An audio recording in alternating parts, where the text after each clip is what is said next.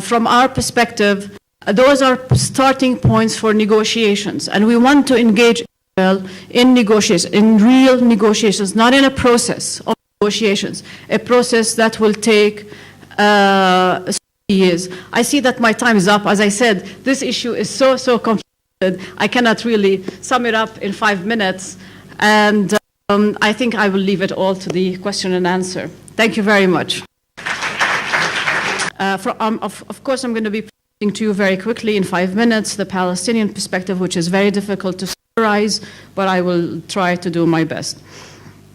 And I also, along this whole period of the last 18 years, I cannot deny the realities and the setbacks and ever-changing realities and the extremism and so forth, but I will focus on the more positive.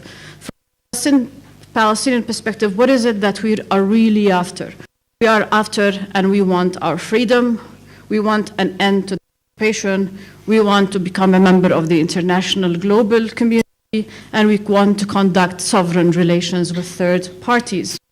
We want an economy that prospers, we want a sector that is productive, and we want to reduce our reliance on international aid.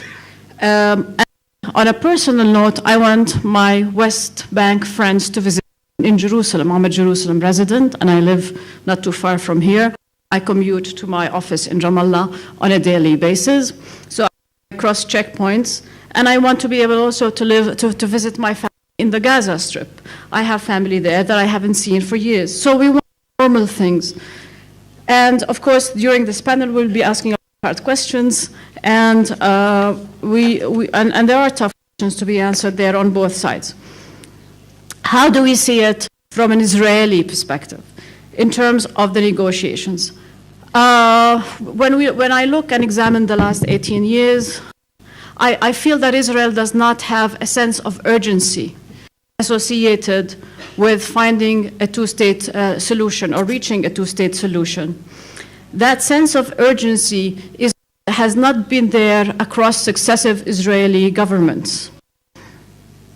So I often ask my counterparts, what is it that Israel wants?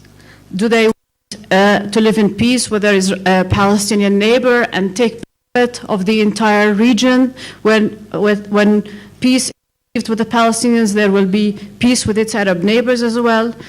Or does Israel want to be a Jewish state and exclude all the other religions and nationalities? Because those are really hard questions that are challenging in the discussions and in the negotiations. Recently, we had a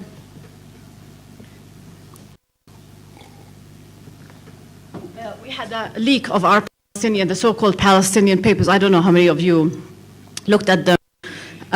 But our positions on refugees, on Jerusalem, on the 1967 border, on all other issues were made public.